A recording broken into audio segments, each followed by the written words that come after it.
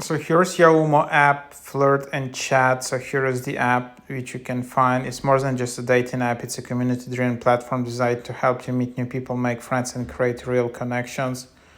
So yeah, when you create an account, this is what you will see, kind of like Tinder.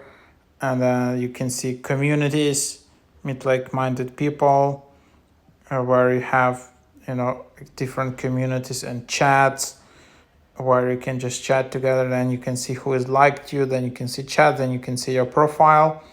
And that's the idea, kind of how it looks like.